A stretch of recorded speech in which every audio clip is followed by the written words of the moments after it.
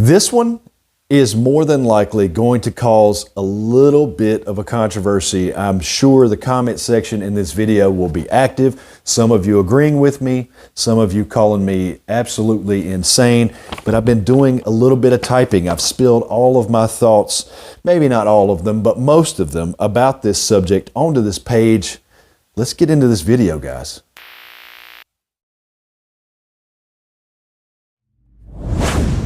Hey everybody, and welcome back to Golf Test Dummy, the channel where I use my game to help your game. I've been doing that for almost 5 years now. In March, it'll be 5 years on this channel.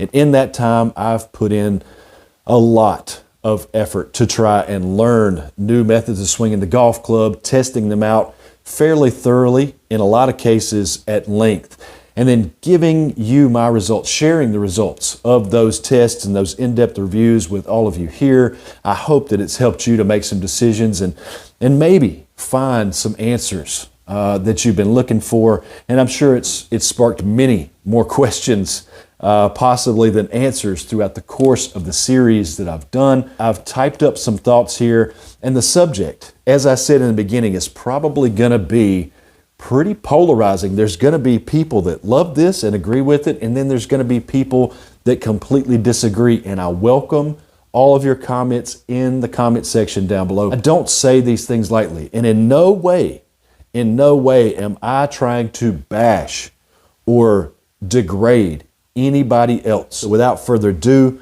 let's get into it. The title of this paper that I typed up is Certified Golf Instructors versus non-certified golf instructors. Let's go.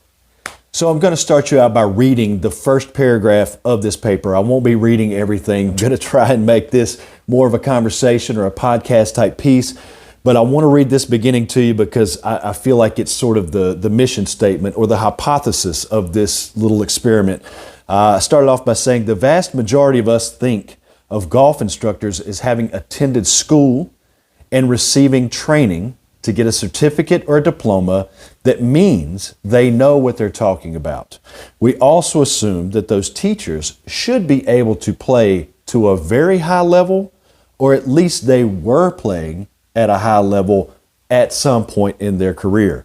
Both of these seem to be prerequisites for most of us before we will consider listening to their advice or taking formal lessons from them.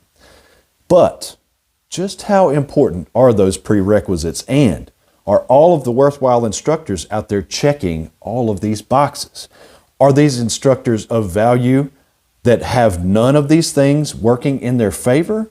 Even beyond that, does having a high level of playing ability and a certification mean that you are automatically a skilled instructor? This is a question that I've found myself asking throughout the course of all these reviews that I've done, asking myself the question, okay, what does certified mean? Certified is a way for the person or persons that are paying for lessons from an instructor. It's a way of giving them a peace of mind, a sort of sense of comfort that the person that's going to be coaching them in golf and teaching them the golf swing or strategy or whatever it is that you're trying to learn from your instructor.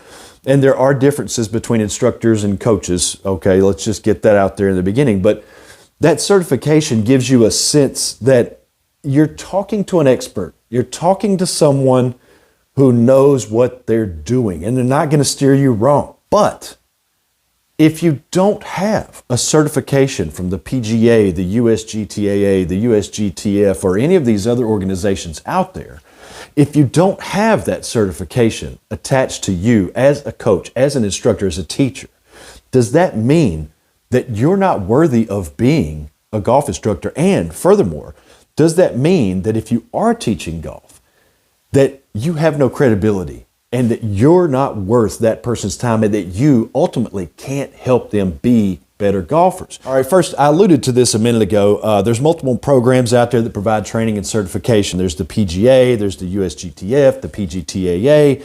There's even some smaller and lesser known organizations out there that provide certifications. And I'll also throw this in there. There are some instructors who either they teach personally or they have created their own golf schools, and they've created their own form of certification in their swing model, in their golf philosophy. What all's included in that training? Have you ever asked yourself this question? I mean, when you look at somebody who has PGA or USGTF after their name that makes them a qualified instructor, have you ever asked yourself, I wonder what that schooling or that training entails? Certainly, playing ability. The playing ability test, that goes into many of these certification programs. You've got to be able to play to some degree decent or even good golf. I don't think that the requirements mean that you have to be an elite golfer or top level or that you would be able to get on some of the mini tours. I think that's a misconception. I think a lot of people think that the playing ability test that you have to pass for a lot of these programs, it means that you are an elite golfer and you can just go out there and shoot 62, 63 any given Sunday. And that's not really the case if you look into it. Part of the curriculum devoted to your ability to understand different components of the swing, analyzing data from launch monitors, and finding issues in the swing that needs correction. And even some of these programs I've read that they want to see you in action. They want to see you actually give lessons. They want to make sure that you are, number one, able to communicate with your student or your potential student or students if it's a group session. And they want to know that you can identify these issues and these sort of swing faults and then give them drills and be able to put into words and describe and even demonstrate to the student what it is that they need to be doing or what it is that they need to stop doing. They want to see how effective you are as an actual teacher. But a big part of some of these programs, you may not know, is devoted to the business of golf. Things like running a shop, marketing, club fitting, setting up tournaments, maybe even, doing timesheets for the employees. What time are you coming in? Creating shifts for these people, managing things like their W-9s and their taxes and withholdings and doing payroll. Even some of that stuff, the business of running a golf shop or a clubhouse or a club fitter, something to that effect, running a driving range even. They want you to know about the business of golf, and that's part of the training. And really, does that have anything to do whatsoever with being an effective or a knowledgeable golf instructor? In my opinion, it does not, but that's a part of the curriculum for a lot of these certifications, and it doesn't have anything to do with them being able to help you with your golf game. Requirements in the organizations have changed over the years. Sometimes the curriculum can vary from country to country as well. I would say that my guess is that it's probably gotten easier over the years to become a certified instructor as a whole in an effort to grow the game and get more instructors out there to be able to teach these students. But this is all just pure theory. I want to be clear about that. I don't know that for a fact that since 1930 or 1960 or whatever, is it easier or more difficult to become certified in the PGA or USGTF. This is just speculation. I would think that they have more golfers now. They want more coaches out there now. And so they've probably changed the requirements and the hoops that you have to jump through to be certified as time has progressed. I've got a loose understanding of the history of golf instruction. I don't have a ton of knowledge on this, but it seems that it's definitely become more organized, structured, and lengthy as time has passed. The first golf pros were top-level players at clubs. They were retired pros. They were the great players of their day. They were Bobby Jones, or they were Gene Sarazen, or they were Varden. These players.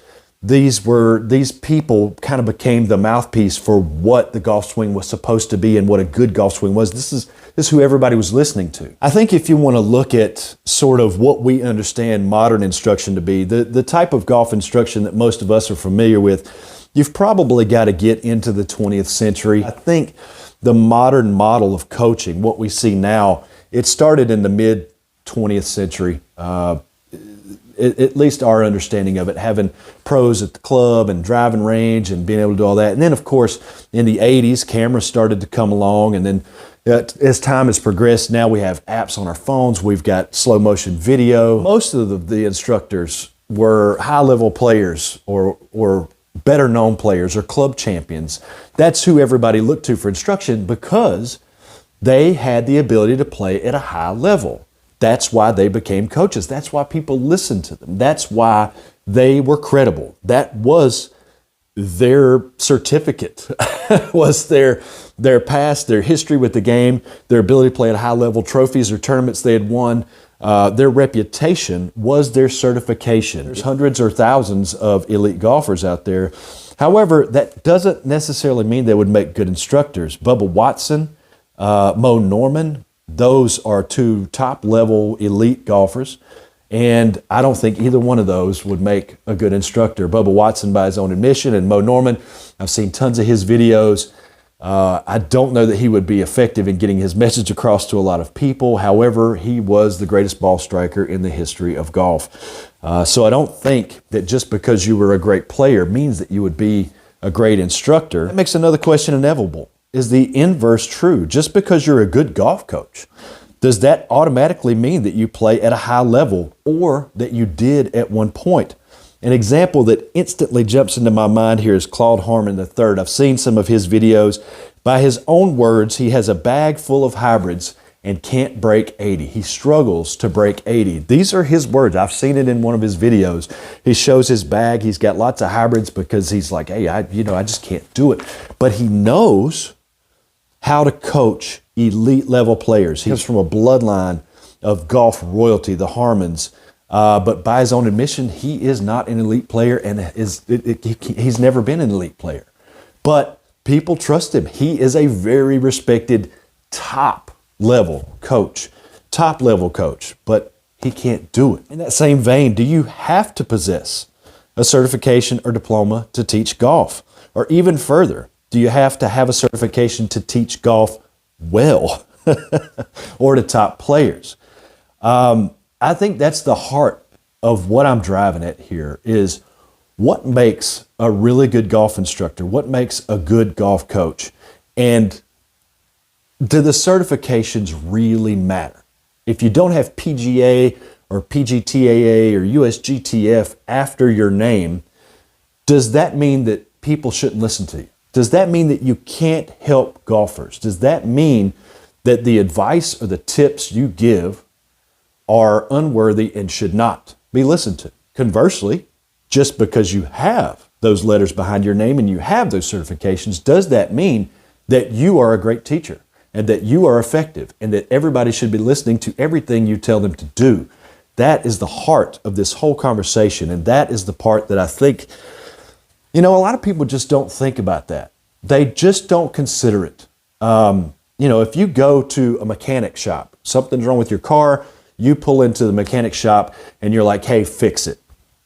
Do you ask the guy who is taking the keys to your car and pulling it into the bay? Do you ask him, hey, listen, what sort of qualifications do you have? Did you go to school for this? How many vehicles have you worked on? Are you respected among your peers? Do you fix cars all the time? Do you solve the really hard problems? Do you have letters after your name? Do you ask them that? Because I don't, and I would be willing to bet a lot of people don't. We see the building, we see the uniform with the name on the shirt, we pull up, we give them the keys, and we trust it. We trust it blindly. Meanwhile, this guy could be like the guy from Ferris Bueller, this parking cars, and he looks like he's meant to be there. He looks like you're supposed to give him his keys. You give him his keys, and boom, he's off joyriding in your dad's Ferrari. There's a few coaches that you've probably heard of, and they're prominent figures in the golf world, but they don't have PGA after their name. Some examples that I found, one of them was really shocking. But Chris Como, don't know if you've heard of him or not, but he coaches Bryson. He's got some other ones. He's a very successful golf coach. He's not certified. Sean Foley, I know a lot of you have heard of him, coached Tiger Woods. The surprising name was Butch Harmon. I couldn't believe this. I had to look into this. I was in a forum, and there was a PGA certified instructor who was answering some questions from some people in that forum, and he actually listed Butch Harmon and said, hey, look, I've seen him speak at PGA events. I know he has coached a lot of PGA golfers, but he couldn't find a record of him listed as being PGA certified, and that shocked me. I can't say with 100% that I know that that's true because I'm getting this as secondhand information. But if that's true, you're looking at one of the most notable coaches of our lifetime, if not the most notable coach of our lifetime, and he's not PGA certified. There's the legendary Mac O'Grady. If you've seen any of Mac O'Grady's stuff online, you know that he teaches a lot of, he's taught a lot of people, played to a very high level, not certified. And then there's the stack and tilt guys. It's Andy Plummer and Michael Bennett. They are not PGA certified. I think they're probably stack and tilt certified because they invented the system, but they've helped a ton of golfers to play really great golf. And there are lots of people that pay big money to take advice from these guys, and they're not certified. So that just goes to show that you don't have to be a certified coach in order to be able to help people and know what you're talking about. And I would say another thing too is a lot of people who have been playing golf to let's just say you're an 8 handicap. I've got no problem at all with an 8 handicap golfer trying to help somebody who's either just starting the game or they're a 15 or a 22 handicap.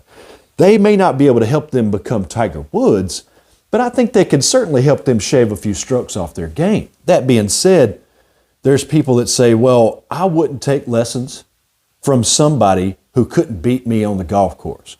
Well, Claude Harmon can't beat some of the golfers that he coaches. David Ledbetter couldn't do it. You think Hank Haney would beat Tiger Woods? No, but he's coaching them. This next point that I want to go over, I think this is another really big thing to think about. And again, it's probably going to involve some comments coming up.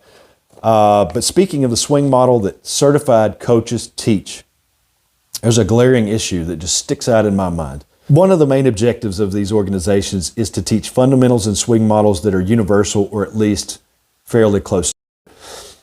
I think I've read something that said the PGA certification program was a teaching model and a philosophy that was fairly applicable, and that would be all of their coaches would come in and learn this philosophy and teach in this way. It would be almost like the McDonald's of golf coaching, right? You go to one McDonald's, it's pretty much the same as every other McDonald's you go to in the country, with very small differences. However, a lot of the people that are PGA certified or USGTF or PGTA or any of those certifications, a lot of people that are in those, they aren't teaching nearly the same stuff that the other coaches are teaching. The coaches are teaching completely different ways. That kind of blows my mind to think about. You know, I'd never really put that thought into words in my head, but once that sort of formed and then I was able to say it and put it out on paper, I'm like, you know what? That's really huge. The grip, the setup, the posture, how you swing, delivery into the golf ball, your finish, your follow through, all of these things were supposed to be pretty universal. But even the coaches who are certified through the program, so many of them go off of those pages. They get their certification and they're like, well, I'm not doing any of that. I'm going to do all this. And then, you know, so what does that mean? What is that worth? The contradictions between coaches that graduated from the same program is varied as you can imagine. Some say keeping your head still is paramount, while others say it's either inconsequential or, better yet, the head should go where the body takes it. Some promote a swing driven completely by the lower body, while others will tell you it's all hands and arms. And then there's another group saying that it's got to be both. It's got to be the upper body and the lower body. Should your shoulders be closed or open to the target? Should your stance be open, square, or closed? Should you swing out to right field, or be sure to cover the ball and come down the line?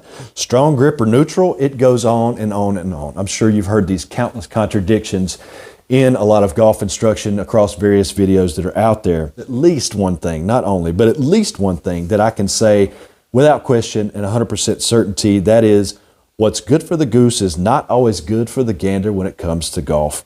I'd be wary of anybody that makes the claim that this way is the way for everyone, that this is how you should swing it and everybody else is wrong and incorrect.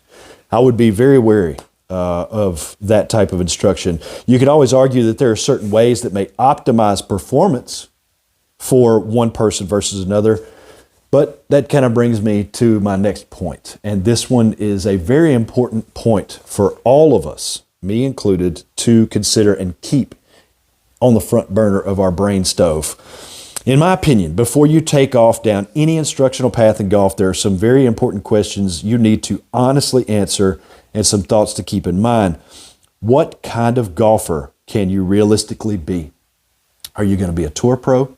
Are you going to be a recreational golfer? Are you going to play 4 times a year for your company's outing and just try not to look stupid? Or are you going to get semi-serious and you take it seriously, and on the weekends you want to be a better golfer year after year? You need to ask yourself these questions and sort of put some sort of a label on yourself in that regard. How much time can you devote? How's your hand-eye coordination? You need to understand just how insanely good tour pros are. And then there's a whole slew of golfers that are just underneath that can't make the tour and can't compete. And they are excellent golfers. They are elite. You go watch them out on course and they might shoot 59. They might shoot 62, 63. And you're like, man, why are you not on tour? Because the people on tour are just, they're another gear, man. And then there are people who are 3 and 4 and 5 handicaps, and you watch them play and it's like, man, they are awesome golfers. They could be on one of the mini tours, but they're just not good enough to be on the mini tours. There are so many subtle levels of really highly skilled golfers and so few spots on these tours. It can kind of blow your mind. Those golfers represent 1% of the golfing population. If you're looking to enjoy golf, but still play pretty well, a single-digit handicap is attainable. And players at that level are actually pretty rare too. Single-digit handicappers, they're fairly rare. But I think that a good many of us can be single digits, 9 handicaps and below. But I think there are lots of things out there that sabotage us or hamstring us and prevent us from being able to reach those goals.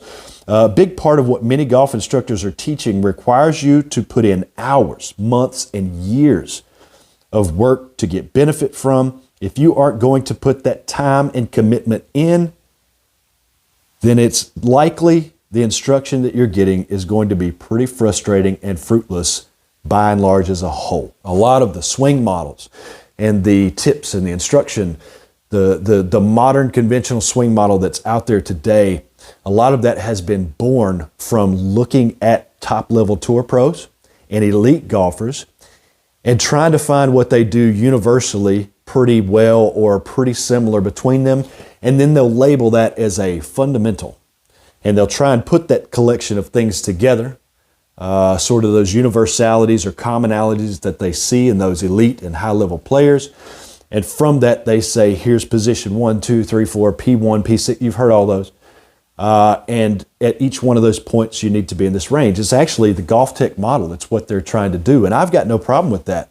I think that is absolutely very logical thinking.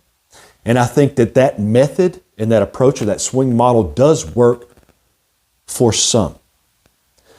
I think that if you're going to Golf Tech to get regular lessons, or you're going to a pro to get regular lessons, you are probably devoting more time, practice, discipline, effort, and energy than the biggest majority of golfers out there. And in that sense, you can get success from that because you're putting in the time and the work to build it. But to somebody who goes out and plays once a weekend, once a week, so 3 or 4 times a month, and their practice is basically warming up to hit a bucket of balls before they go play, you are not putting in the time that it is going to take to make a lot of these complicated swing moves and methods and philosophies work for you. You're just not. You're going to be frustrated. You're going to suffer. You're never going to improve. And if you do, it's going to be very slow. And if somebody improves fairly quickly doing it that way, then they've just got some natural ability and they're the exception and not the rule. One thing I hear and read often is that the human body, by and large, is designed and operates from the same pretty much from person to person. But that's true. 2 knees, 2 feet, 2 arms, a torso for most people, not everybody. That's true, but I could spend a lifetime training to do what Simone Biles does, and I'll guarantee that I'll never come close to pulling off the gymnastics routines that she does, and I'm probably going to go to the hospital quite often. While most people function basically the same, individually there are an unlimited number of extremely subtle differences in movement and timing and sequencing, etc., from person to person. Additionally, and maybe even more importantly, Some people have pain. Dealing with that right now. Limited mobility, different levels of strength. I mean, there's not too many people that are as strong as I am. Come on. Different height, different weight, different proportions. And there's even people who are missing limbs. Yeah. So how can somebody with one leg or one arm, how are they able to play good golf? Applying this conventional sort of universal golf swing. You can't. So how is it that they do it? That's the rub. That's where you find the answers, is in those questions. That should educate you and show you what really you can read between the lines. Remember those contradictions between coaches that I spoke about a few minutes ago? One point of contention is, should you focus on body movements or club movements? I've brought this up in several videos in the past. Should you be thinking about what the club is doing or what you are doing? Internal versus external. There are some coaches out there that are extremely passionate about their side of that argument. Personally, after all this time and all these experiments, I'm of the opinion that focusing on what the club is doing is the better way to teach.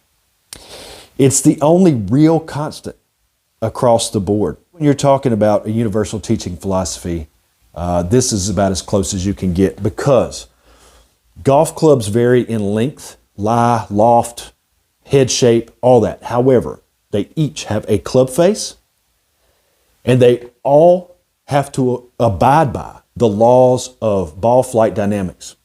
The club face, the swing path, the degree of down or up that it's moving at impact, and the golf ball and how it impacts the golf ball, and of course the lie. That impact zone, that's universal. The club face and ball interaction is the only thing that's universal.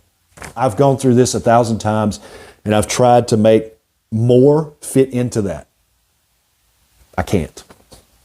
I can say that there are more optimal ways, but that club face and golf ball interaction, that's the fundamental. Understanding ball flight dynamics, turf interaction, how the club face and the ball interact with each other, that is what you have to start with in golf to learn anything. That's just my opinion. Take it or leave it. At the end of all this discussion, what's the point and what do I think of it all? At the risk of sounding overly dramatic, but also not wanting to understate my thoughts, I'd say I've developed an opinion that will most likely be pretty controversial and might even lose me some subscribers.